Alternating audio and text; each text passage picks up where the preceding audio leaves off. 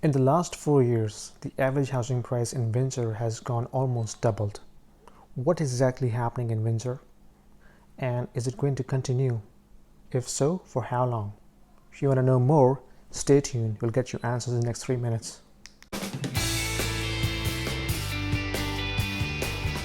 What is up, YouTube? This is Yasin Nizami, your host, and today we are going to talk about the real estate market update on Windsor.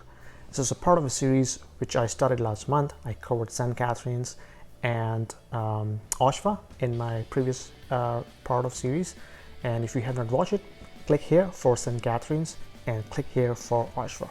Now, when it comes to price appreciation, Windsor is no different than any other city in GTA, right? So if you look at the average house price in GTA, it has gone up 10% year over year as per Korea's number.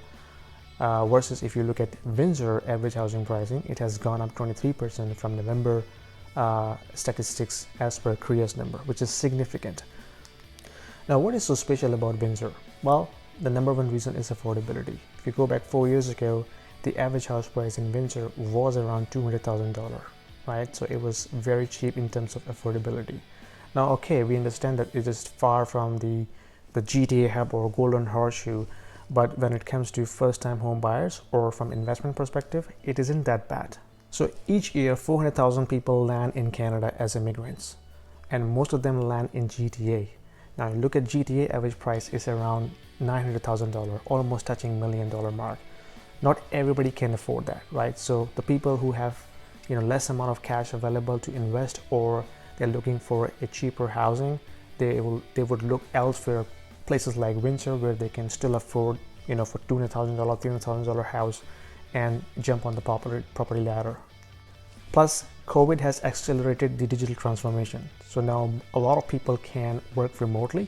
So the location is not a condition for them. So a lot of people like banks, IT companies who are allowing their employees to work from anywhere. As long as you have good internet connection and a computer, you can work almost from anywhere.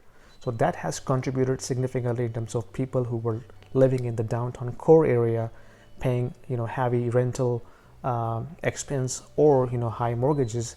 They tend to move out of the city and look for cheaper and much better and bigger places that they can buy or rent from.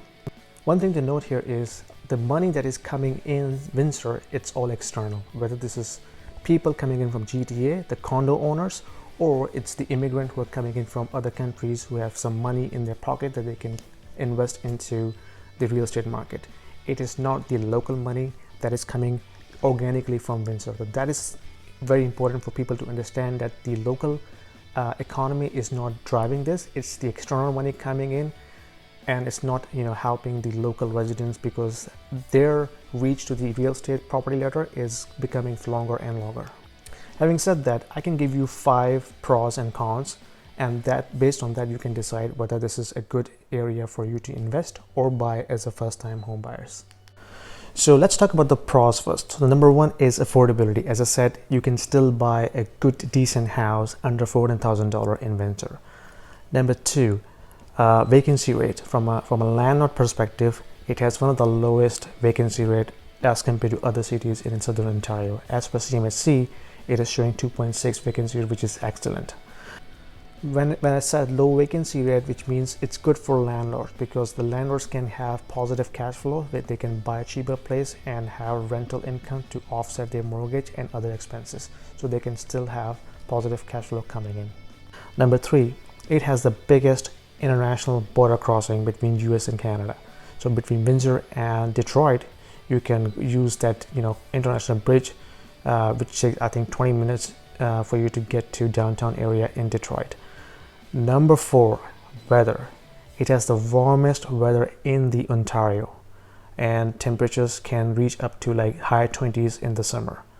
Number five, it is very quiet neighborhood, not a lot of traffic. So people who are looking for a quieter neighborhood, it's a good choice. A lot of retirees are actually moving into that area because they like to have nicer parks, quieter environment, and would like to live there. So let's talk about cons. So number one con is it has highest unemployment rate in Ontario as compared to other cities, currently sitting at 10.6, as per Stat Canada website.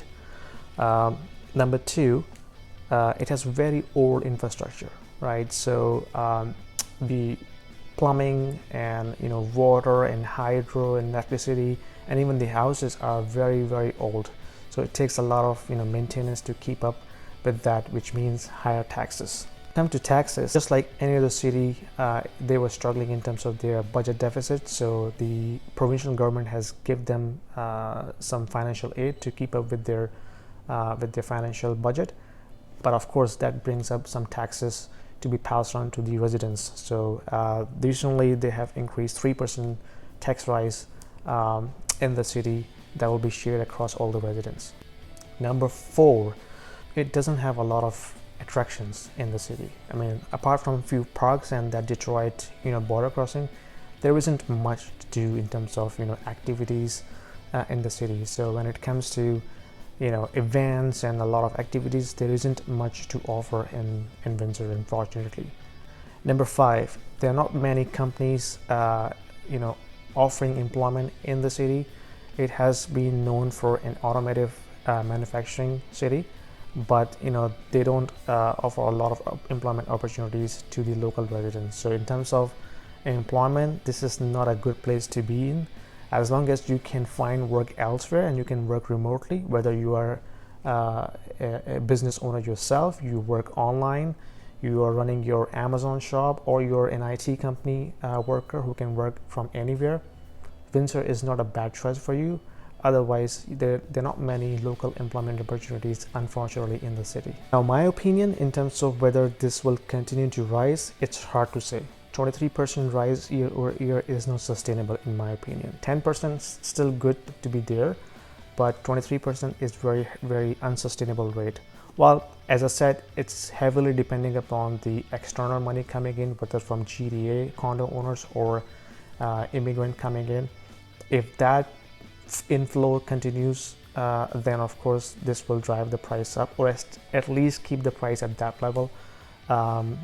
If not, then of course it will dive a little bit down. But regardless, it is still a cheaper alternative as opposed to other cities in the southern Ontario.